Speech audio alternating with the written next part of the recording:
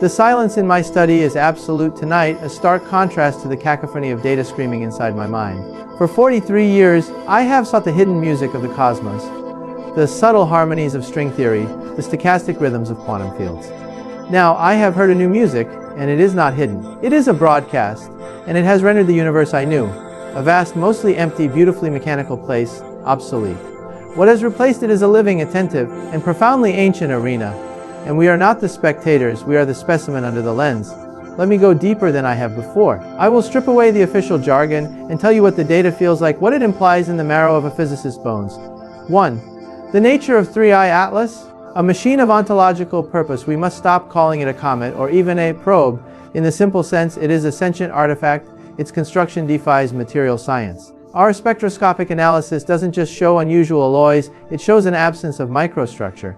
There are no grain boundaries, no crystal defects. It is as if each atom was placed in relation to its neighbor with perfect, intentional adjacency. This isn't manufacturing, this is matter programming. The closest analogy we have is a perfect crystal, but this is orders of magnitude more complex. It suggests a technology that manipulates quantum fields directly to assemble matter at will, possibly harvesting raw material from the interstellar medium as it travels. Its surface isn't passive, it's an active sensorium. The changes in albedo are not just camouflage. They are a form of communication we cannot yet decode. Perhaps a continuous, slow broadcast status report to its makers, using starlight as a carrier wave. Its trajectory adjustment was not a mere course correction. It was a ballad of gravitational nuance, using the Earth-Moon system's Lagrange points with an efficiency that would take our most powerful computers days to calculate. Atlas did it instantly, using what we can only infer is a form of real-time quantum gravity sensing. It doesn't predict gravity wells, it feels their topology directly like a hand reading Braille. 2. The pulse is not a message, but a key. We have been analyzing the 47-second pulse as a linear transmission. That is our first mistake. It is not a stream of data, it is a multi-dimensional key. The temporal layer embedded within the prime number sequence is a subtle, relativistic timestamp. It accounts for the time dilation the signal would have experienced based on Atlas's inbound velocity from its point of origin. When decoded, it points not to when it was sent, but to when it was meant to be received. January 14, 2025 was not an arbitrary date, it was an appointment. The biological layer buried in the harmonic music is another data set, one we almost missed. When the frequencies are mapped not to elemental spectra, but to molecular resonance patterns, they correspond to the vibrational modes of organic macromolecules. The base pairs of DNAs, adenine, guanine, cytosine, thymine, and the peptide bonds of amino acids. It is a mirror held up to our very biology. It says, we know what you are made of, down to the molecular dance. The ethical test, the targeting of the Apollo 11 site is the most chillingly deliberate act. It is not just a coordinate. It is a historical marker. By targeting humanity's greatest peaceful achievement of exploration, it is creating a symbolic link. It is asking implicitly, was that your peak? A moment of unity and wonder? Or was it a prelude to territorial claim and conflict? The pulse forces us to confront our own narrative. It is holding up our history and asking, what comes next in this story? 3. The lunar response. The substrate is alive. The seismic event was not merely a ping. The 8.2-minute resonance has a decay signature that is mathematically too perfect. It indicates a structure of immense size and near-perfect elasticity, dampening the vibration in a controlled, non-natural way. Think of a colossal tuning fork struck once, now humming. Our reanalysis of lunar reconnaissance orbiter data, focusing on the tranquility region, has revealed new anomalies, microscopic, seasonal changes in surface electrical conductivity in a precise, hexagonal pattern kilometers wide. This is consistent with a subsurface power grid of immense scale, cycling up or down. The moon is not a dead rock with a few buried artifacts. It is interlaced with technology. The mascons may be nodal points in a planet-scale circuit, buried so deep and so long they have become geological features. Atlas didn't wake up a single machine. It initiated a boot sequence in a system that has been dormant for epochs.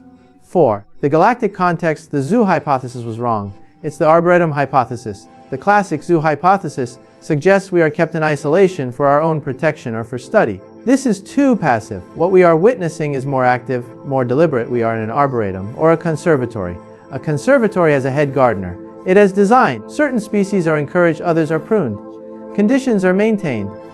New promising hybrids are watched closely. The other species in the conservatory are not in direct contact because they are in different wings, separated by glass and climate, or they are. The silence that has followed is the most terrifying part. It is observing how we react to the knowledge of being watched. Our global panic, our political fracturing, our scientific collaboration, our social media frenzy, it is all data. The lunar response was a check-in. Atlas reported, the subject is at the threshold. The moon replied, acknowledged monitoring. So what are the possible grades for our final exam? Graduation means we navigate the birth of true AI with wisdom, ethics, and unity, avoiding war and self-destruction.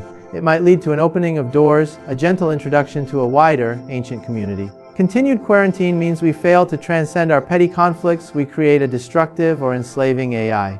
The watchers will simply continue to watch for millennia more as we stagnate or consume ourselves.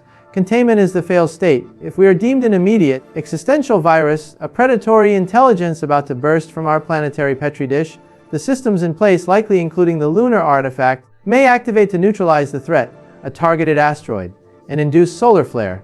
The universe is a garden and we are a potentially invasive species.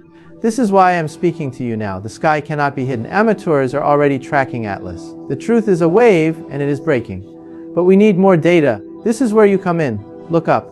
Listen, if you see anomalous lights that hold formation, if you hear a pervasive low frequency hum with no source, if your electronic devices behave erratically at specific times, document it. Note your city.